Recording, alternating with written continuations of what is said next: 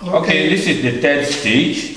The mass material that comes from the crusher is then fed into this cage. You can see perforated, but you have an outer one that's not perforated. And then the whole lot, we then put in a little bit of water, hot water, just to keep the oil flowing.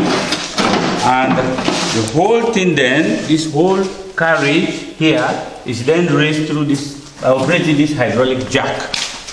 The whole lot comes up together with the cage and then goes against the ram.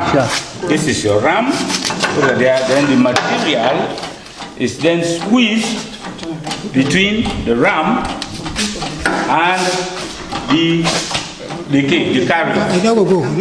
Gradually, as you increase the pressure here, increasing of the pressure, more of the material is being squeezed out through the perforations on this inner cage out there, and then the material then flows.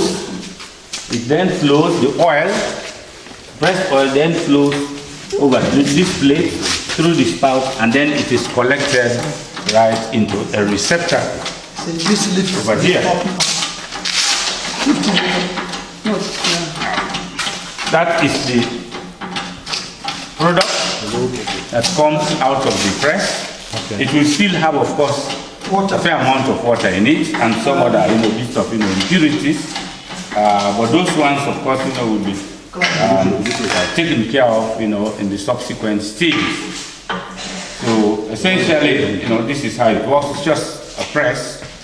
The material being pressed through two plates. One of which, of course, is the ram. This one here, and then the cage itself. And we're trying to make some improvements onto it, but we just discussed the theory of it.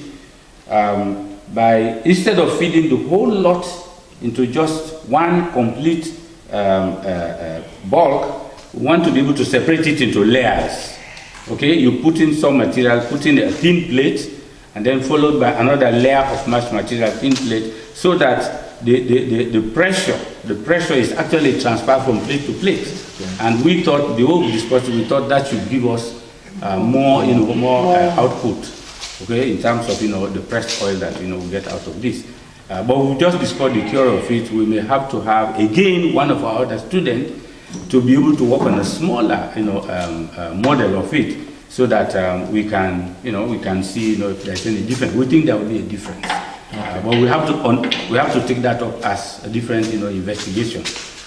Once we have that, then of course we can then scale it up to this size to be able to to get more oil pressed per any batch that we feed into the cage.